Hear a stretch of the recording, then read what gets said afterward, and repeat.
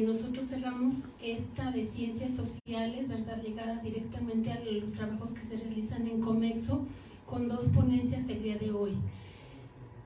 La primera ponencia es Trabajadores domésticas, apuntes teóricos, resultados de un estudio de caso en Zacatecas. Esta ponencia la presenta la doctora Zaira Yadira Morales Díaz. Ella es doctora en Economía Política del Desarrollo, maestra en Estética y Arte y licenciada en Filosofía por parte de la Benemérita Universidad Autónoma de Puebla. Se ha desempeñado como profesora en diversas instituciones de nivel superior y medio superior. Ha trabajado en la coordinación de proyectos de capacitación, acompañamiento y prevención social de la violencia, particularmente prevención de violencia de género y prevención de violencia escolar. Actualmente se encuentra realizando una estancia postdoctoral auspiciada por el Consejo Nacional de Ciencia y Tecnología en nuestra Unidad Académica de Ciencia Política de nuestra Universidad Autónoma de Zacatecas. Le acompaña o ha recibido el acompañamiento en este trabajo de investigación la doctora Irma Lorena Costa Reveles. Ella es doctora en Ciencia Política, maestra en Ciencia Política y licenciada en Derecho y Economía. Todas las carreras las ha realizado en nuestra Universidad Autónoma de Zacatecas. Pues es difícil presentar a una doctora que tiene tanta trayectoria y que todos sabemos que tiene una serie de libros, capítulos de libros, artículos en revistas, porque ella tiene el nivel en el Sistema Nacional de Investigadores, el nivel 2, y todos sabemos lo que el nivel 2 implica en cuanto no solo a trabajo de investigación, sino en cuanto a formación de recursos humanos, en cuanto a proyectos de investigación diversos. Y pues bueno, presentarla con toda la cauda de libros que ella posee y artículos, pues no es el nivel 2 avala todo ese trabajo que tiene atrás. Bien, ellas se han enfocado a un aspecto, ¿verdad?, del trabajo doméstico, un aspecto que de alguna manera ha sido poco estudiado tanto por la sociología del trabajo como por la economía o por alguna otra de las ciencias sociales. Es un aspecto, una problemática que ha sido poco abordada no solamente en ese ámbito, sino en todos los ámbitos académicos. Ciertamente que se ha abordado el trabajo excedente y también ciertamente que tenemos investigaciones de carácter nacional e internacional y que en estas investigaciones, fundamentalmente en el ámbito del trabajo doméstico, tenemos a Marcela Pedrero y Irene Cacique, que desde la década de los 90 se iniciaron con estos trabajos. Casi en el mismo tiempo, Teresita de Barbieri también ingresó o le llamó la atención investigar sobre estas cuestiones. Por otro lado, también están Marina Eriza, Orlandina de Oliviera, María Durán y otras investigadoras tanto de Flaxo como del Colegio de México y de la UNAM interesadas en la temática, pero dicha temática no ha recibido, digamos, las prioridades que se requieren. En la década de los 70 se dijo que había que hacer visible lo invisible y en ese tiempo sí salió la cuestión en el ámbito doméstico, pero no se enfocó a verlo como un trabajo, ¿verdad?, donde se siguen manteniendo jerarquías y donde las mujeres, digamos, lo sufren a un doble nivel. Por un lado, la jerarquía en el ámbito de su familia y por otro lado, la jerarquía en el ámbito del trabajo que van a desempeñar. Y bueno, yo no soy la que va a dar la conferencia, entonces, sin más, dejo a Zaira y dejo a la doctora Irma Lorena, y en este momento le cedo la palabra a la doctora Irma Lorena y después a Zaira. Sí, buenos días a todos. Y primero, pues gracias por estar en este último día de actividades que sabemos ha sido intenso y esperamos no estén muy cansados para escucharnos. Pasamos a la siguiente lámina. Esta presentación tiene como título Trabajadoras domésticas, apuntes teóricos y resultados de un estudio de caso, y como el título lo indica, tenemos la intención de presentar los resultados de una investigación sobre las trabajadoras domésticas en Zacatecas. Pero pensamos la exposición en dos secciones, porque el tema, como ha dicho la doctora Cristina, requiere muchas precisiones, sobre todo de orden conceptual, ya que en esta materia la teorización es incipiente. Hay mucha investigación sobre trabajo doméstico y reproductivo no remunerado, pero a nivel de estudios sobre trabajo remunerado las investigaciones no son acuciosas, sobre todo en el ámbito teórico. Hay más datos, diagnósticos y bueno, fotografías de lugares, de tópicos comunes que todos conocemos, ¿no? Como el hecho de que están en condición de informalidad, que presentan bajos salarios, condiciones deficitarias de trabajo, que no están adscritos a la seguridad social, en fin. Entonces, como en materia teórico-analítica la literatura resultaba poco precisa, pues intentaremos dar algunos pasos para asentar la naturaleza de esta actividad. Es como si, bueno, en la primera parte de la presentación tratáramos de ir a la radiografía y luego Zaira nos presenta la fotografía del asunto, ¿no? A nivel local. Esperamos con estas notas, pues, sobre todo desentrañar sus atributos constitutivos, aproximarnos a esclarecer la relación, sobre todo a nivel micro, en lo organizacional, lo cual sin duda está conectado con lo que ocurre a nivel meso, institucional, macro y sistémico, pero que tocaremos muy puntualmente apenas lo necesario por el tiempo. Y bueno, sobre la denominación de trabajo doméstico, de cuidados, reproductivo, esencial y otras que recibe la literatura, pues las usaremos indistintamente, aunque por todo lo que hay en la construcción de la categoría, creo que el término más acabado por el momento que le corresponde es el de cuidados. Aquí está la primera lámina. De hecho, pues esta es la síntesis de mis intervenciones. El primer punto sería establecer desde dónde se proyecta el análisis. Así que comenzamos con una toma de posición, una especie de declaración de principios para asentar una serie de postulados epistémicos y axiológicos de partida. Así que nos situamos, para empezar, en la óptica epistemológica del feminismo, en la epistemología feminista. Una perspectiva analítica y forma de aproximación científica que descarta el esencialismo biológico, que bueno, a estas alturas ya parece una verdad de perogrullo, pero que hasta hace 50 años estaba en pleno debate, ¿no? En segundo lugar, apostamos por una aproximación materialista en sus énfasis y dialéctica, como puerta de entrada a la transdisciplina, pero sin asumir ningún corpus teórico como un bloque completo y acabado, inamovible. Hay diálogos con las diferentes teorías que lo sustentan, que sustentan el análisis.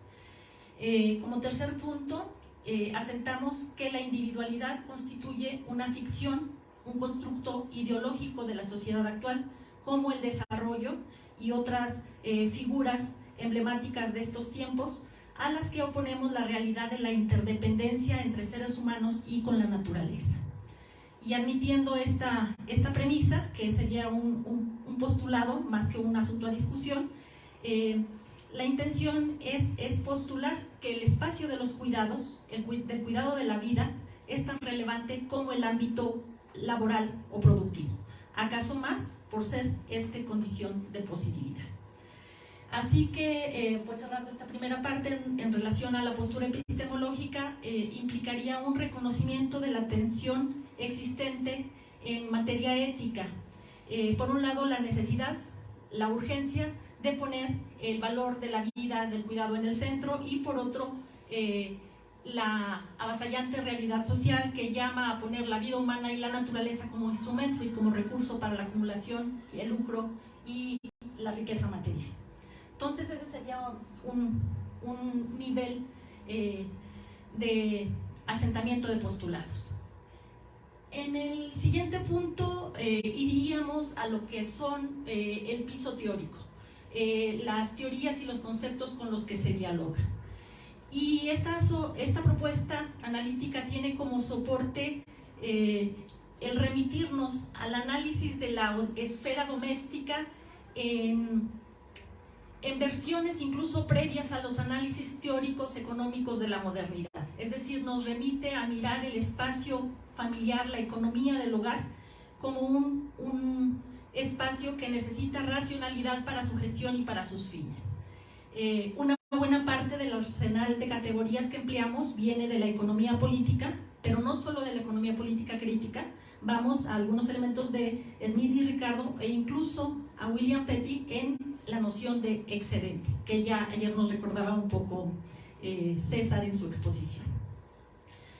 Y bueno, claramente también es importante decir que aunque el piso proviene de la economía política marxista, tampoco nos casamos con todas las propuestas. Hay dos deslindes específicos de su marco teórico, y uno tiene que ver con el trabajo productivo y otro con la tesis de los salarios de subsistencia.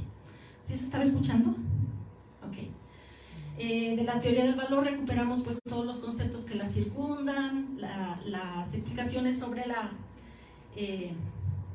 dinámica de relación capitalista y bueno, su perfil patriarcal sacado a la vista sobre todo por las teorizaciones feministas de los últimos tiempos. Y por último, rescatamos también, a partir de lo que nos recordaba la doctora Cristina, las teorizaciones más importantes sobre el trabajo reproductivo de los 70s, que se retoman en los 90s bajo la noción de cuidado, con autoras como Cristina Carrasco, Nancy Fraser, Amaya Pérez Orozco y Mónica Patricia Toledo, que es la que más se acerca al estudio del trabajo doméstico remunerado. Y nos deslindamos también de las tesis de Silvia Federici. Bueno, esto no va a dar tiempo de muchos detalles, pero pasamos directamente a ver un poquito lo que son las entrañas del trabajo doméstico remunerado, pero yendo primero a su referente inmediato, ¿no? El no remunerado, el trabajo de cuidados. Estamos en el tercer punto y no, todavía no le movemos, Brenda, gracias. Bien, voy muy rápido porque sé que hablo rápido. Sí, además sé que tenemos poco tiempo, espero bajar la velocidad. Bien, sobre el trabajo doméstico no remunerado. Uno de sus atributos es su diversidad y a veces simultaneidad. No es un proceso, sabemos todos que es una multiplicidad de procesos y por lo tanto este conjunto de actividades que todos realizamos, más o menos, no puede definirse por su contenido. El trabajo doméstico no remunerado tampoco tiene fronteras temporales ni se corresponde con un lapso preciso de tiempo de ejecución, así que tampoco puede ser atrapado bajo la noción de jornada de trabajo. Y bueno, aunque lo llamamos doméstico, también sabemos que trasciende el espacio privado, porque muchas de estas actividades implican acercamientos e interacción con la esfera capitalista, tanto de tipo mercantil como de otros órdenes, ¿no? Así que conviene definir a esta actividad por sus objetivos, como el conjunto de tareas, actividades y procesos humanos destinados a preservar y sustentar la vida y no solo la vida humana. De ahí que se haya insistido en nombrarlo también trabajo esencial. Un trabajo intrínsecamente valioso, más allá de su valor económico, que también lo tiene, ¿no? Y sobre ese punto, es decir, en el sentido estrictamente económico, los cuidados son trabajo. También a estas alturas, esta parece una verdad asentada, pero su reconocimiento es relativamente nuevo. Son trabajo como tal en todo el sentido de la palabra. Implican poner en acción el metabolismo hombre-naturaleza. Son quehaceres intencionados que requieren tiempo, energía, no solo energía humana, otras energías también, insumos, herramientas, es decir, implica medios de producción. Y en la ejecución de estos medios hay consumo productivo. Este consumo de productivo también genera, como haciendo un paralelo, excedente con el circuito de producción capitalista, solo que este excedente, pues sabemos, se traduce en satisfactores materiales, bienes y servicios destinados al consumo inmediato, que son importantes como valores de uso y no como valores de cambio. Bueno, este excedente, ya sabemos, no forma parte de las cuentas nacionales, pero es producto social, parte del Fondo Social de Valor de las Naciones. En México, hasta el 2003 se empieza a cuantificar, y bueno, los últimos datos que tenemos son del 2020, donde este trabajo asciende al 27.6% del Producto Interno Bruto. Ahora, en cuanto a su valor social, distinto de su valor económico, cada vez reclama mayor reconocimiento cultural y simbólico. Y bueno, sobre este punto volvemos más adelante, pero sobre el trabajo no remunerado todavía es importante asentar algo clave. La capacidad de trabajo en los hogares, la capacidad de trabajo de los miembros de las familias al interior de esta entidad no constituye una mercancía, porque se rige por otros fines y porque se apega en su racionalidad a otras reglas.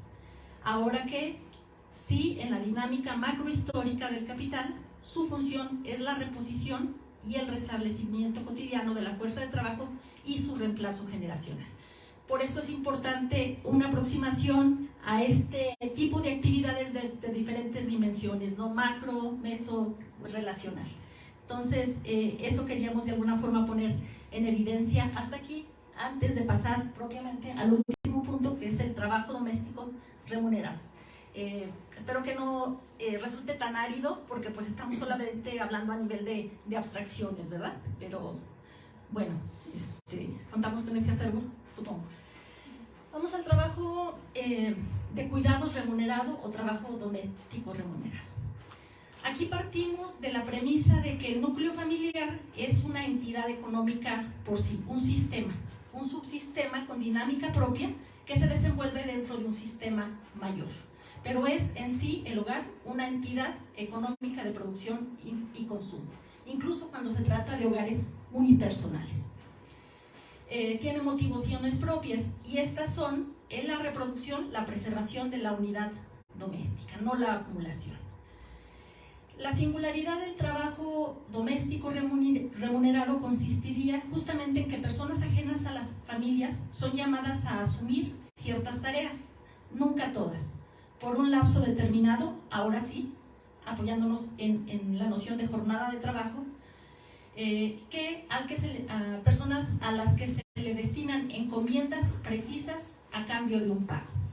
Aquí sí volvemos nuevamente al circuito mercantil, porque nos encontramos ante un contrato de adquisición de fuerza de trabajo, para lo cual se acude a los mercados capitalistas, que es uno de los puntos de contacto de este subsistema con el sistema mayor, que hay otros. Bien, otras peculiaridades del trabajo de cuidados remunerado es que no es profesional, porque hay cuidadores profesionales, enfermeros, asistentes, trabajadores de guarderías, en fin, pero este tipo de trabajos no está respaldado en una educación formal. Y bueno, sobra decir que tampoco es de las familias, porque pues no es gratuito, ¿no? Como las abuelas y las tías que cuidan también, pero no cobran, ¿no? Ahora que, aunque no sea profesional, esto no implica que no precise habilitación, capacitación, conocimientos, saberes. De hecho, justo el proceso de socialización temprana de la feminidad corresponde a estos aprendizajes de género que, bueno, por fortuna ahora también están implicando a los varones. Bien, decíamos que para contratar este tipo de personas se acude al mercado laboral capitalista desde la unidad familiar, pero se acude directamente a segmentos específicos del mercado laboral, a estratos particulares, comúnmente mujeres, con plena capacidad física, pues porque se trata de trabajo manual pesado en principio, mujeres de escasa instrucción escolar, con marcadas carencias materiales, con residencia en las periferias urbanas, a veces en zonas rurales, en algunos países o zonas más urbanizadas, a población de origen étnico, migrante, racializada. Para eso utilizamos en nuestro análisis la categoría de exclusión laboral relativa para hacer énfasis a un sector que no está fuera del mercado de trabajo, pero que está excluido del acceso a los mejores empleos por su perfil sociodemográfico. Y esto obviamente implica que no tengan apenas margen de negociación en las formas contractuales. Esto implica que comúnmente se recurra a formas extralegales de contratación de ese trabajo doméstico. Y quedan como resultado, pues sí, vínculos de subordinación muy flexibles, con reglas poco claras, intermitente a veces la regularidad de ese trabajo, contratos orales, pero fundados en mucho en el valor de la confianza. Parece que es muy importante saber a quién se recibe en casa y también por eso se prefiere a las mujeres. Bien, las condiciones de adquisición de este trabajo por añadidura corresponden a las condiciones del mercado de trabajo local, lo que en Zacatecas pues nos habla de un plus, ¿no?, de precarización. Y algo también fundamental en la definición es que el vínculo laboral resultante no necesariamente ocurre entre clases diferentes, pero atiende siempre a una estratificación social por ingresos y por patrimonio. No se trata, en suma, de un vínculo capital-trabajo, sino de un vínculo de otra naturaleza, todavía no le ponemos nombre, que puede ser intraclase o entre clases, pero que escapa a la racionalidad capitalista. En suma, el trabajo doméstico remunerado sería una forma o modalidad mercantil estratificada de trabajo de cuidados, adscrita al escenario familiar y regido por una lógica o finalidad ajena a la del circuito capitalista, propia de la unidad doméstica, su preservación. Esto significa que el acervo que se pone en movimiento, el consumo productivo que ahí se realiza, no es capital ni tiene como finalidad la ganancia, y el excedente que ahí se genera no se monetiza, sino que se destina al consumo familiar. Eso sí, es un vínculo laboral y encuadra perfectamente en la figura del empleo remunerado y subordinado, pero no les son aplicables el resto de las categorías que conciernen a las unidades de producción que destinan sus productos al mercado y que tienen fines de lucro. Habría que agregar que se trata estos vínculos que se establecen al interior entre empleador y empleado, de relaciones jerárquicas, pero con distancia social, sumamente complejas porque además implican intimidad por el espacio en que se desarrollan estas actividades. ¿Cuánto te queda aquí? ¿10 minutos? Bien, entonces podemos pasar a la siguiente. Bien, en la teoría se visualiza bajo la noción de sistema social o régimen social de cuidados una fórmula que se sostiene en 4 pilares a partir de los cuales las familias abastecen sus necesidades de reproducción, y estos serían los 4 pilares que identificamos. Lo que es el sector privado, es decir, el mercado, los diferentes mercados. Ahí situamos el mercado laboral, de donde las familias obtienen los salarios por su trabajo, que pueden ser los salarios de varios miembros de la familia, que pueden ser las remesas que también conocemos y que, bueno, están destinados al consumo familiar. También del mercado provienen ingresos por la venta de productos, cuando las unidades de producción doméstica tienen excedentes o bien destinan alguna de su energía laboral a emprendimientos que les permiten ya no vender su trabajo, sino vender sus productos. Y otra fuente de ingresos familiares, que, bueno, pues sí dependen de la clase de las familias, provienen del mercado financiero. Cuando se cuenta con un patrimonio inmobiliario, mobiliario, financiero, del cual obtienen intereses y renta. Y de hecho, bueno, los mismos préstamos son ingresos del sistema financiero que, bueno, posteriormente habría que reponer, pero son fuente de los ingresos de las familias. De hecho, la liquidez de las familias viene precisamente de ese primer cuadrante, ¿no?, de los mercados. El resto de los cuadrantes, sobre todo, aporta ingresos en especie, en subsidios, en trabajo.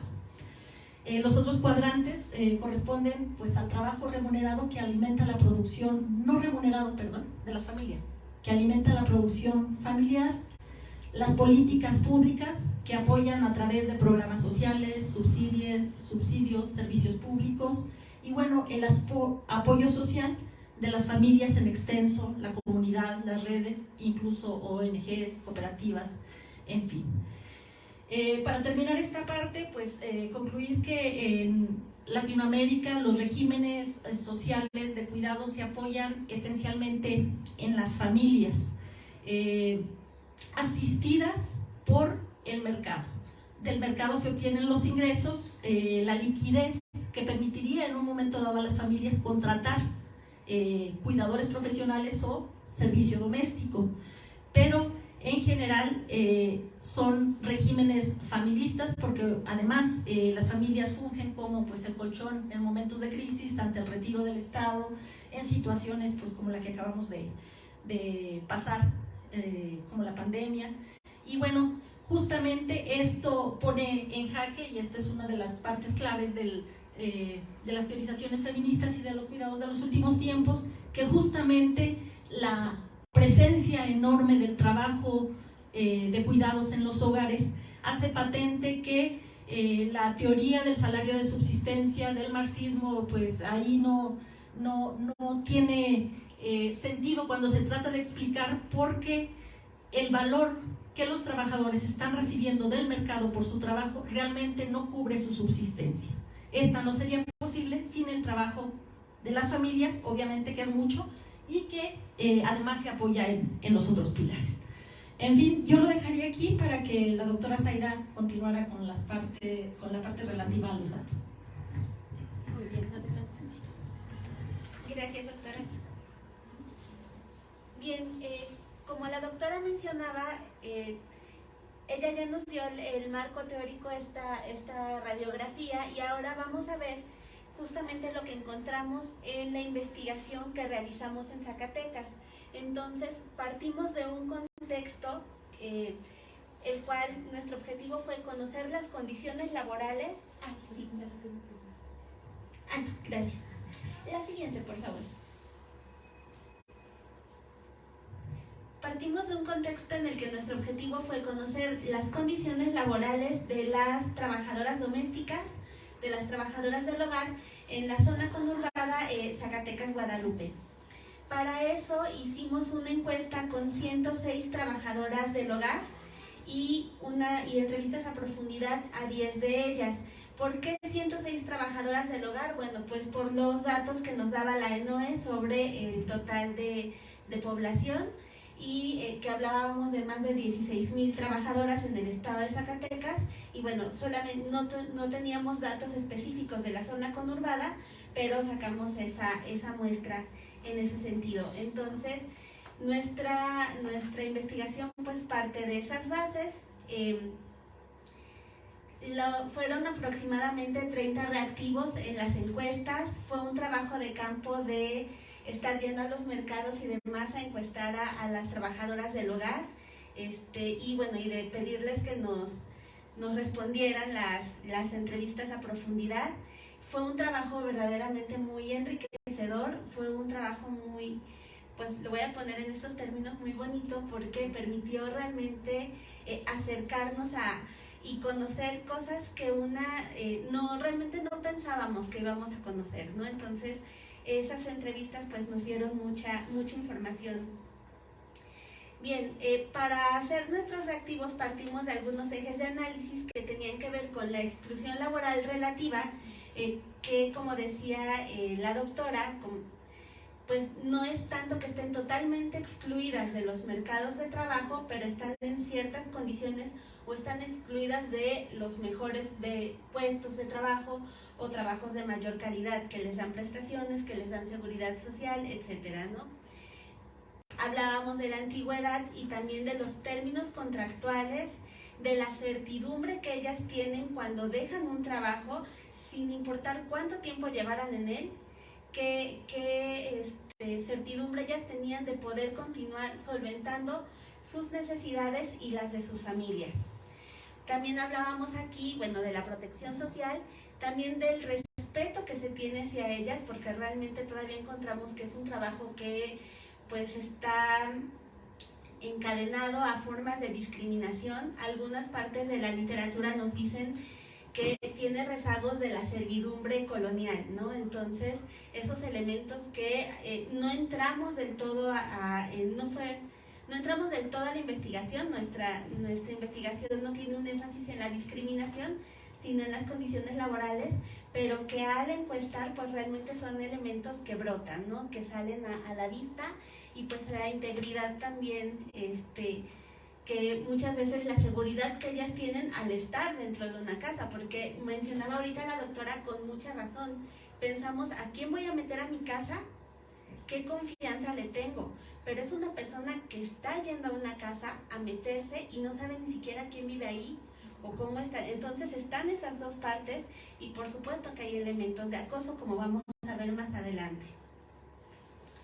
La siguiente, por favor. Muy bien, también para contextualizar un poco lo que nos encontramos actualmente en el panorama nacional, tenemos que hasta 2019 se hablaba de una gran discriminación hacia el trabajo doméstico remunerado, no solamente en estas relaciones sociales que platicábamos, sino también en la legislación. Diversos organismos de derechos humanos habían dicho que era discriminatoria la ley porque la ley del Seguro Social decía que las trabajadoras domésticas no había una obligatoriedad para que ellas estuvieran en el seguro, y así tal cual estaba en la ley, no era para un régimen obligatorio. No se había tampoco firmado el convenio sobre las trabajadoras y los trabajadores domésticos, que es el convenio 189. Este se firmó hasta el 3 de julio de 2020, incluso después de las reformas de ley. La Ley Federal del Trabajo tampoco obligaba a que hubiera un contrato para las trabajadoras del hogar, es decir, todos los términos y las condiciones de trabajo eran pues un acuerdo de voluntades orales, sin ni siquiera un salario mínimo establecido, aunque ya desde los años 70 se decía que había una obligatoriedad de poner un salario mínimo, pero que nunca se puso, ¿no? Entonces, las pocas leyes que había no se cumplían y además resultaban discriminatorias. Ya para 2019 se hacen las reformas de ley, ahora sí se obliga a que las trabajadoras del hogar estén en el seguro social, que se les dé seguridad social, pero esto no ha sido más que un programa piloto. O sea, aunque ya es una ley, no se ha hecho algo para ir más allá de eso.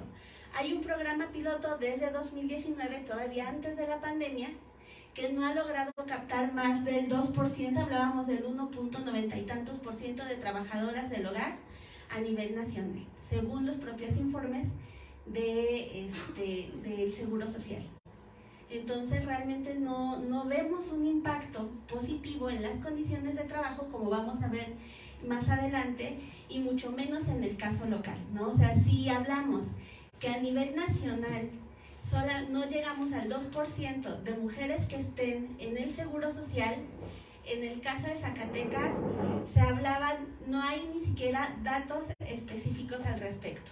Encontramos notas de periódico que hablan de 150 mujeres en estos 3 años de prueba piloto, ¿no? Que ya es una obligación de ley, cosa que, como veremos más adelante, eso está en los documentos, porque en la realidad social, en la dinámica, realmente no es algo que ni siquiera las personas estén pensando, ¿no? Que ya tienen ese derecho de estar de estar aseguradas.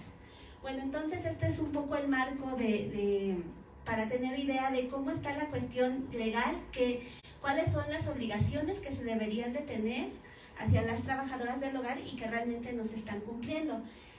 Se me pasaba a decirles que antes del convenio 189, México sí firmó un convenio con la OIT, y ese sí fue en 2019, que es el convenio 98, y que se presume, la literatura presume, que tuvo que ver más con presiones también de la firma de los tratados de libre comercio de México con Estados Unidos y Canadá. Entonces hubo ahí, eso presume un poco la literatura existente, pero pues la realidad es que hasta ahorita no ha habido un impacto.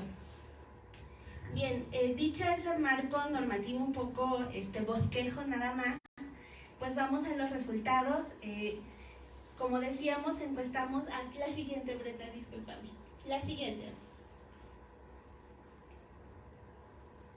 Muchas gracias. Bueno, pues entonces estuvimos encuestando a mujeres tanto de Zacatecas como de Guadalupe. Y encontramos que el 9.30% de las mujeres trabajadoras del hogar laboran en ambos municipios. Es decir, que unos días vienen aquí o incluso en el mismo día se mueven entre un municipio a otro para cubrir sus jornadas de trabajo. Encontramos que, bueno, en Zacatecas respondieron 52.60 y en Guadalupe 38.10. En los rangos de edad, y aquí también es importante porque veíamos que la exclusión laboral por edad empieza más o menos a los 40 años, aproximadamente en el país se agudiza. Bueno, pues encontrábamos que desde los 31 a 40 años empieza a subir. Hay más mujeres trabajando como trabajadoras domésticas, ¿no? Entonces, estos datos que también son importantes. Si bien antes se hablaba mucho de que las mujeres empezaban a hacer trabajo doméstico remunerado a edades muy jóvenes, hablábamos de mujeres de menos de 15 años, esto sí lo encontramos, pero en menor proporción. Por ejemplo, en las entrevistas a profundidad, una de las personas, pero era una persona ya adulta mayor, nos decía, bueno, yo empecé a trabajar en esto cuando yo no alcanzaba la estufa, me ponían un banquito, ¿no? Y entonces mi padrastro pues no me pudo dar estudios y demás, y no quiso que mi mamá trabajara como trabajadora doméstica. Cuando alguien lo dijo, préstame a una niña, pues me mandó a mí, ¿no? Entonces, esas son las condiciones, sí han estado presentes según los relatos que nos daban, pero bueno, ahora vemos que es a partir de los 30 años donde empieza a subir el número de mujeres que están empleándose en esta labor. Con el nivel educativo, siguiente, Brenda, discúlpame. En el nivel educativo encontramos una particularidad en Zacatecas, y es que el 13.10% de las trabajadoras del hogar tiene estudios profesionales. Este índice es mayor todavía que a nivel nacional, lo cual me parece que es un dato importante, porque estamos hablando de que realmente hay un contexto en el que, bueno, en Zacatecas las personas están optando por este tipo de trabajo, un poco como lo que veíamos en el trabajo de Mayra, ¿no? De Selene, donde, bueno, prefiero estar en el Uber o prefiero estar como trabajadora doméstica porque no encuentro un puesto de trabajo, aunque tengo la instrucción, que realmente me permita pues cubrir mis necesidades, ¿no? Entonces ahí tenemos algunos elementos importantes, y también vemos que la mayor cantidad de, que la mayoría de ellas tiene estudios de secundaria concluida, ¿no? Y que incluso vamos a encontrar que tienen bachillerato iniciado o que lo concluyeron. Por ejemplo, el 9.3 tiene bachillerato concluido, y aún así pues prefieren estar en estas o encontraron solamente la posibilidad de emplearse como trabajadoras del hogar. Dependientes económicos, pues tenemos que, siguiente, Brenda, perdón, que 70% tiene dependientes económicos, y en ese sentido también vemos que la mayoría, por supuesto, son hijas e hijos, pero también muchas de ellas mantienen a sus parejas porque no tienen trabajo, o a sus madres y padres porque ya son adultas o adultos mayores que no tienen empleo. Siguiente, por favor.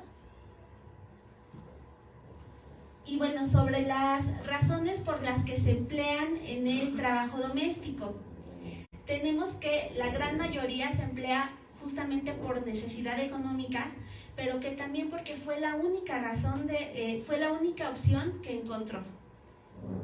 Entonces tenemos 20.60 que no encuentra otras opciones de empleo, y recordemos que decíamos que tenemos 13.10 que tiene incluso estudios profesionales, ¿no? Entonces estos datos me parece que son importantes de tener en cuenta en el contexto local. 17.80 para ayudar a su familia, y el 11.20 nos dice, bueno, es que no estudié. Pero además hay otro dato importante, que es o porque son obligadas o porque son adultas mayores y menos van a encontrar otras opciones de trabajo. No, esta misma informante que les comentaba, que tiene 65 años, que empezó a trabajar cuando no alcanzaba ni la estufa, se mantiene hoy en día en el trabajo doméstico cuidando a otra persona de 90 años, ¿no? Y que, bueno, además ella mantiene actualmente a sus nietos, un nieto con leucemia, y historias que de verdad a una pues son muy fuertes, porque no hay otra opción. Y además ella dice, si yo ahorita dejo de trabajar de esto, ¿qué hago? No, o sea, si yo me puedo retirar ahorita, pero ¿qué voy a hacer? ¿De qué voy a vivir? ¿Con qué voy a comer? Siguiente, por favor. Entonces, bueno, sobre el tiempo que se ha dedicado al trabajo doméstico, vemos que el 40.20% tiene más de 10 años dedicándose a este trabajo, que no es necesariamente un trabajo eventual en lo que consigo algo mejor, ¿no? Sino que son trabajos que han tenido por mucho tiempo. Y bueno, en el tiempo que llevan en su trabajo actual también les preguntamos, y el 17.80 nos decía, llevo en el actual más de 10 años, ¿no? O sea que no es, que sí duran realmente en esos trabajos. Y aquí hay un elemento que nos parecía, por ejemplo, en las entrevistas a profundidad, una de las señoras decía, bueno, yo estuve, por ejemplo, 28 años en una misma casa. Ahorita en la pandemia, la señora me pidió que viviera con ella, estuve viviendo con ella porque ella es una persona que tenía diabetes, enferma, tal, pero ya me trataba muy mal. Me gritaba, me decía cosas como que pues estaba yo viviendo en su casa de gratis, etcétera. Aunque la jornada se hace más extensa, ¿no? Porque al estar ahí no es como ya terminaste a las 5 o 6 y haz lo que quieras. Si las personas llegan en la noche y quieren cenar, pues párate, sírveme, ¿no? Cuando la señora renunció, no le quería dar ningún tipo de indemnización, no le quería dar ninguna liquidación, le insistió y le dio 5,000 pesos. 5,000 pesos por 28 años de trabajo. Entonces, y la señora pues dice, bueno, yo vi a una abogada, pero la abogada me dice que si puedo conseguir 10,000 pesos ahorita, pues qué maravilla. ¿Por qué? Y eso a lo mejor con que las vecinas y los vecinos digan que sí estuve ahí, o sea, llevando a personas que digan que estuve trabajando ahí, que me conocen, porque yo no tengo un contrato o algo que me vale que yo fui su empleada durante 28 años, ¿no? Entonces estos elementos que están ahí y que tienen que ver con esa antigüedad, entonces el tema de la antigüedad aquí es un tema, pues creo yo, complejo. Siguiente, por favor. Vemos también que, bueno, la mayoría de las personas están de entrada por salida, pero que también tenemos un 12-20% de personas que están de planta en esta zona, y que 24.30% está en varias casas. ¿Por qué? Porque con una sola familia no les puede pagar realmente un sueldo, ¿no? Entonces, con lo que trabajan en una sola casa, a ellas no les alcanza para vivir. Pero vamos a ver ahorita cuánto ganan realmente a la semana, aún estando en varias casas. Bien, sobre el sueldo recibido por semana, tenemos que 49.50 gana menos de 1,000 pesos. Por supuesto, no trabajan toda la semana. No trabajan toda la semana, es que no trabajan a lo mejor 2 días de la semana o un día de la semana. Y eso ellas consideran que es que no trabajo toda la semana, ¿no? Entonces es realmente pues una situación bastante vulnerable y debemos de tomar conciencia de eso. Quien gana un poquito más, por supuesto, de 1,000 a 1,500 pesos a la semana. La informante que les comentaba, la persona que tiene al nieto con leucemia, me dice, bueno, pues los domingos me voy a vender dulces a la bufa, porque no tengo otra opción, ¿no? El medicamento de mi nieto cuesta aproximadamente 4,000 pesos mensuales. y el médico me dijo que no le dé los medicamentos del seguro si quiero que él me dure aunque sea un poquito más. Es un chico de 14 años. Entonces le dan pues lo más que pueden con el medicamento y se van ayudando para sus gastos de subsistencia. Bueno, el hijo falleció, por eso es que la señora se encarga de los gastos de los jóvenes. Son 2 hermanos, pero uno de ellos es quien está enfermo, y además el chico es el que hace el trabajo de cuidados en su propio hogar. Bien, ¿qué porcentajes cubren con esos 1,000 a 1,500 pesos a la semana de sus necesidades? Bueno, pues encontramos que 48.60 no cubre ni el 50% de sus necesidades, que 44.9 nos dice que un poco más del 50%, y solo 6.5 nos dice que cubre el 100% de sus necesidades con su salario como trabajadora del hogar. Entonces creo que pues los números están hablando por sí mismos de lo que pasa en Zacatecas en este sentido. ¿Cuántos días trabajan a la semana? Lo que veíamos, trabajan 6 o 5 días a la semana la mayoría, de ahí algunas 4 días, 3 días, etcétera.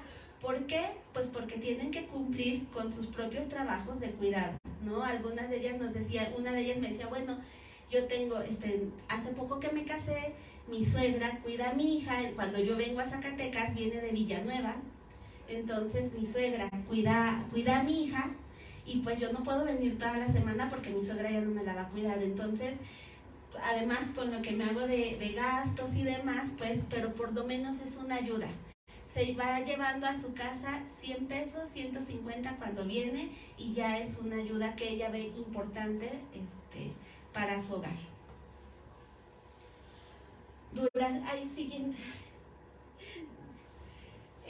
Duración de la jornada, pues vemos que tenemos 6 horas, 5 horas, la mayoría, pero incluso hay quien nos dicen que dura más de 12 horas su jornada, ¿no? 1.9 nos dice que dura más de 12 horas, y son sobre todo las mujeres que están de planta. ¿Por qué? Porque empiezan a las 7 de la mañana o antes, cuando las niñas, los niños de casa se van a la escuela, y hasta que pues la familia se va a dormir, cenó y demás, y la cocina tiene que quedar limpia después de cenar, ¿no?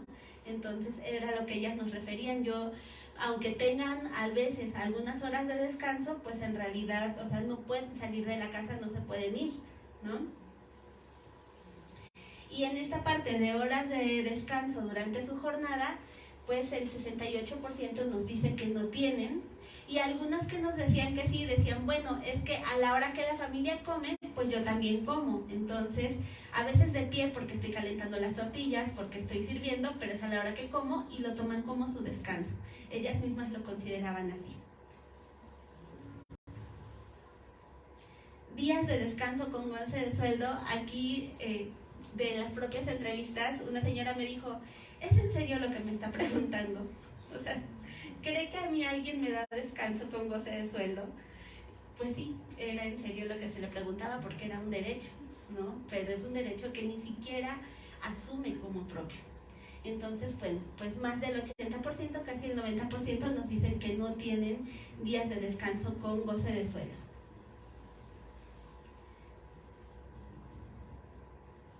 Sobre los tiempos de traslado, tenemos que hay quienes se hacen más de 60 minutos para llegar a sus trabajos, que vienen de Tlacualeche, que vienen de Villanueva, me decían, y bueno, otras comunidades alrededor que ustedes conocerán más que yo. Y hay quien, por supuesto, dice, bueno, es mi vecina, voy a pie, ¿no? No gasto mucho, pero ahí tenemos pues toda esta diversidad. Y los gastos de traslado también son otro factor sumamente revelador. Hay quien gasta más de 400 pesos a la semana en pasajes. De esos 1,000 a 1,500 pesos que ganan, se llevan una buena parte en pasajes. Entonces, es pues son estas condiciones en las que están, claro, pues muchas veces ellas dicen, sigue siendo una ayuda, ¿por qué? Porque ayudo a mi mamá, que a lo mejor pues ella también es trabajadora doméstica, entonces gana un poquito más, ya entre los 2 sueldos pues se va juntando, ayuda al esposo, entre los 3 sueldos se van juntando, pero son esas composiciones, ¿no? Pero no es que realmente con sus salarios pues ellas puedan cubrir sus necesidades como veíamos hace rato. Bien, ya sobre los términos contractuales, pues evidentemente vemos que, y lo suponíamos ya, ¿no? Que casi el 99% nos dice no firme contrato, o sea, eso no se estila, ¿no? No es lo que se espera y ellas lo saben, entonces tampoco es que lo piensen, lo exijan, mucho menos tienen sabido que cómo han venido los cambios en la ley o que ahora es su derecho, ¿no? Ni siquiera yo creo que los empleadores, las empleadoras saben hoy en día que esa es su responsabilidad, porque es una necesidad que se está cubriendo. Entonces, bueno, pues son estos, no tenemos contratos y por lo mismo, pues no sabemos ¿cuánto van a ganar? Pues un acuerdo verbal. Si se les va a aumentar el sueldo con cierta regularidad o algo, quién sabe, ¿no? Y aquí pues les preguntábamos también con qué regularidad les aumentan el sueldo. De plano 6.5 nos dicen no recuerdo, o sea, tengo muchos años en este trabajo, no me acuerdo cuándo fue la última vez que me aumentaron el sueldo. Pero el 61.8 nos dice que nunca se lo han aumentado, que con esos mismos términos que entraron, con eso siguen, ¿no? Ya, por ejemplo, 19.6 nos dice que cada año y medio o un poco más, si le van aumentando. El 11.20 nos dice que una vez al año, y hubo un punto 90 que nos dijo que 2 veces al año, ¿no? El tema del aguinaldo es otra situación curiosa, porque nos dicen que sí reciben aguinaldo. Tenemos que 55.10 nos dice que sí recibe aguinaldo, pero al indagar en las entrevistas nos dicen, bueno, pues me dieron 500 pesos, 1000 pesos, es decir, es una cuestión como de voluntad, como una dádiva, ¿no? Como pues una ayudita extra para la Navidad, etcétera. A veces dicen, no, pues es que me dio una botellita de algo, un regalito, ¿no? Entonces eso es lo que están viendo como pues un aguinaldo que reciben. Entonces nos dicen que sí reciben el aguinaldo, pero pues en realidad es en estas condiciones. Gracias. Bien, sobre el seguro de salud, pues nos dice más del 95% que no tiene seguro de salud, y las que lo tienen nos decían que efectivamente pues es porque a lo mejor el esposo tiene un trabajo donde la pudo asegurar, o el papá, etcétera, ¿no? Pero que en realidad pues no vemos que sea una constante el tener esta seguridad.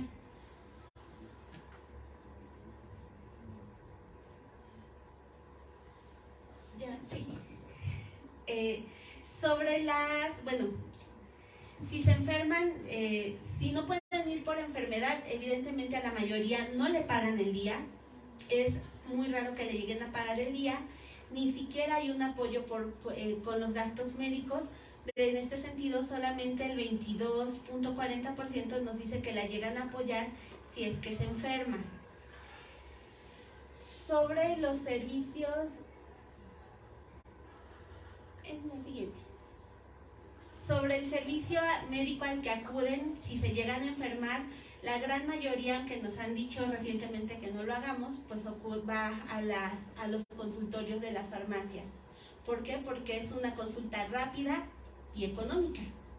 Entonces, pues sí es válido que nos digan que no acudamos a ellos, pero ¿cuáles son las alternativas? ¿Qué nos ofrecen como alternativa? Porque la mayor parte de las personas está yendo a estas consultas. Siguiente. Sobre el despido injustificado, solamente el 21.5 nos dijo que se ha visto en esta situación. Siguiente.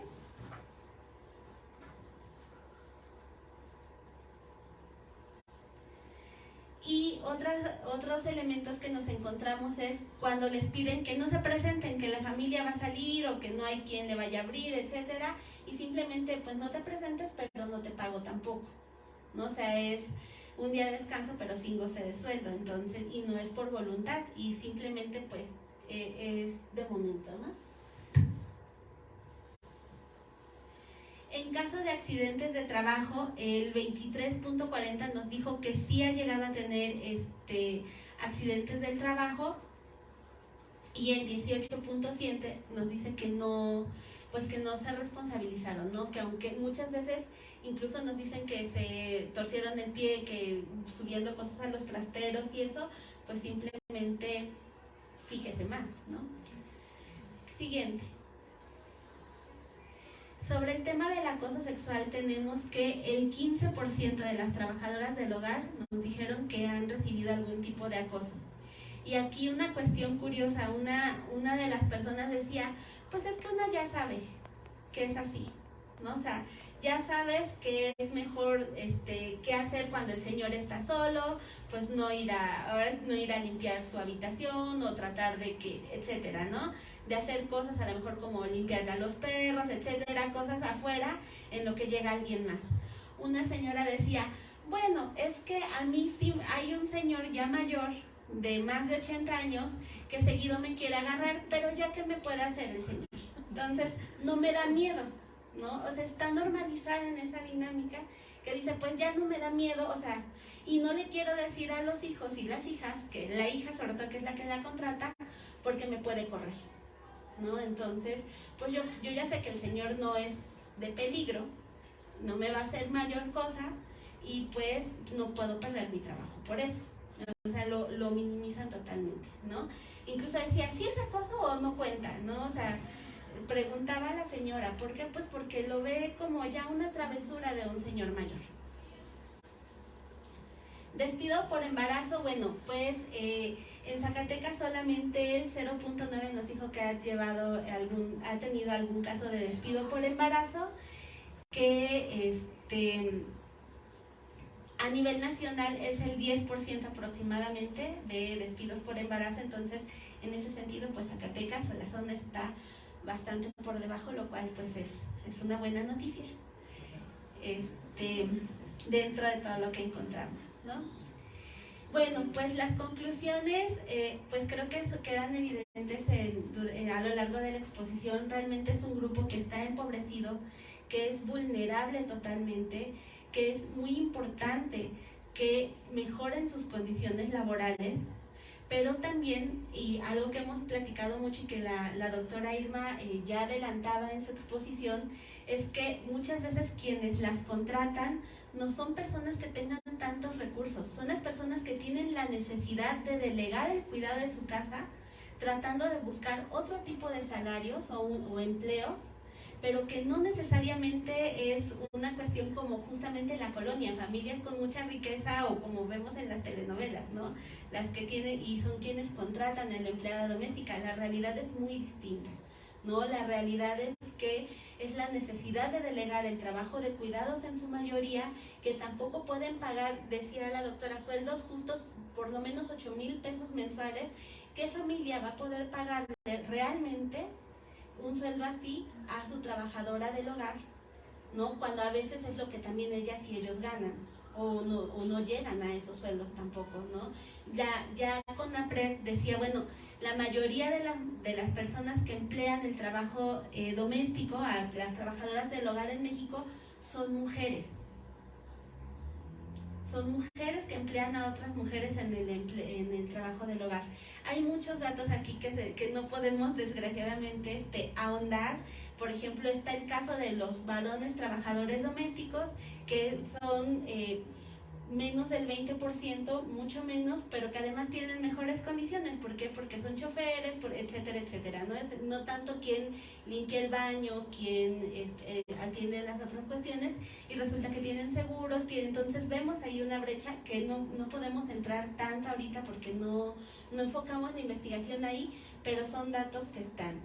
Entonces, estos elementos de estas condiciones que vemos con las trabajadoras domésticas sí nos enfocamos en la investigación a las condiciones laborales propiamente, pero encontramos grandes cuestiones de discriminación, de abuso, de malos tratos, etcétera, que todavía pues están sobre este trabajo. Y bueno, pues agradecerles a todas y todos y recordarles que pues todo este trabajo es en el marco de la estancia postdoctoral, y que en ese sentido también quiero aprovechar el espacio para agradecer la forma en la que me han recibido para llevar a cabo toda esta labor, y pues agradecerles también que me van a recibir este año, este segundo año, y pues toda su cordialidad y amabilidad que han tenido hacia mí como docentes, profesoras y profesores de la unidad académica.